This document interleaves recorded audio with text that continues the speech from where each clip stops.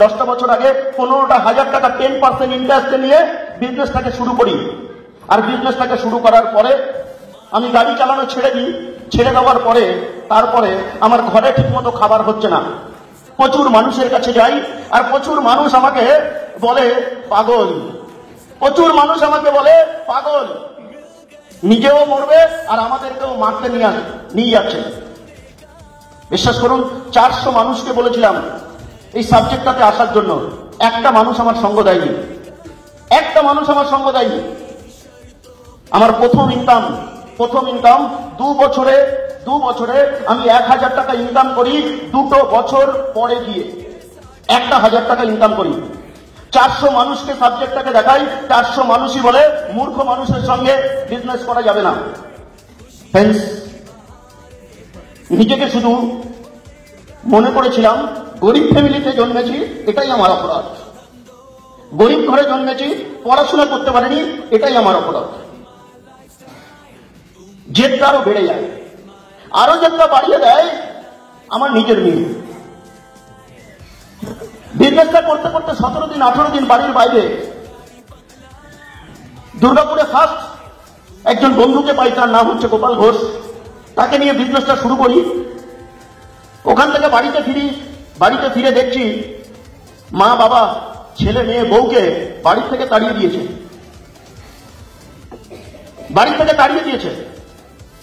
খুঁজতে খুঁজতে গ্রামের মধ্যে, গ্রামটা খুব বেশি দূর নয়, আজকে হয়তো গ্রাম থেকে আমার 2 ভাই আজকে এখানে এসছে। তো গ্রামের নাম হচ্ছে পিয়ালি, ক্যানিং লাইন পিয়ালি। তো মা বাবা তাড়িয়ে দেয়।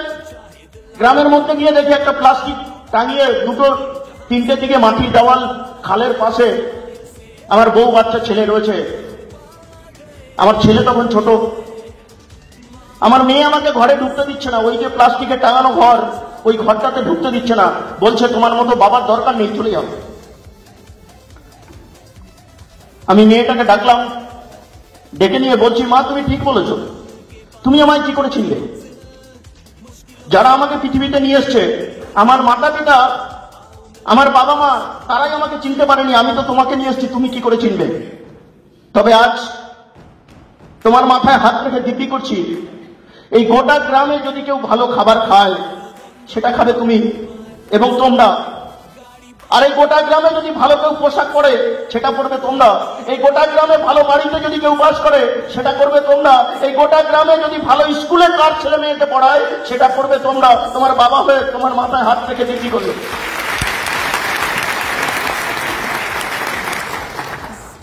দিব্যিটা করেছিলাম আর মানুষ হয়ে জীবন যুদ্ধে, সংসার যুদ্ধে শুরু করেছিলাম।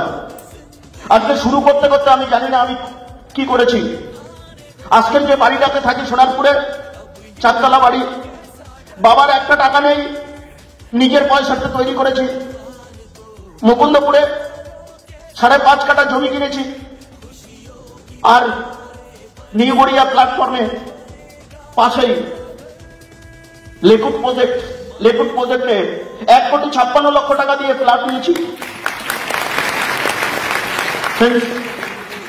অজয়নগরে নিজস্ব 600 স্কোয়ার ফুটের একটা নিজস্ব অফিস করেছি।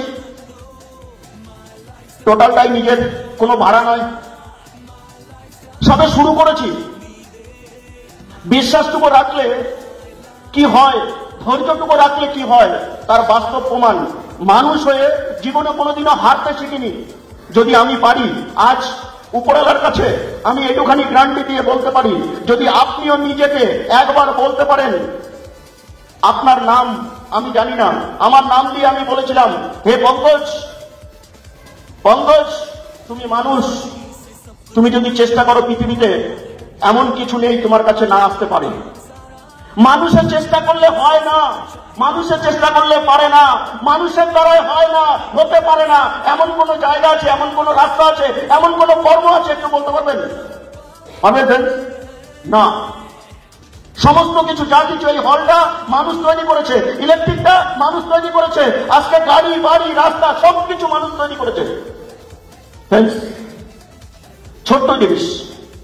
আজকে ডিরেক্ট সেলিং মার্কেটিং থেকে স্বপ্ন দেখেছিলাম একটা ভালো গাড়ি কিনবো। বা ভালো গাড়ি করব। আজকে যারা এসছেন হলে, আমি তো মূর্খ মানুষ, জানি না, আমি জীবনে লেখাপড়া করিনি। হল থেকে বেরিয়ে দেখবেন একটা গাড়ি দাঁড়িয়ে আছে, আমি বলবো না কত দাম, কত টাকা নিতে পারে, কি দাম। আজকে সবার কাছে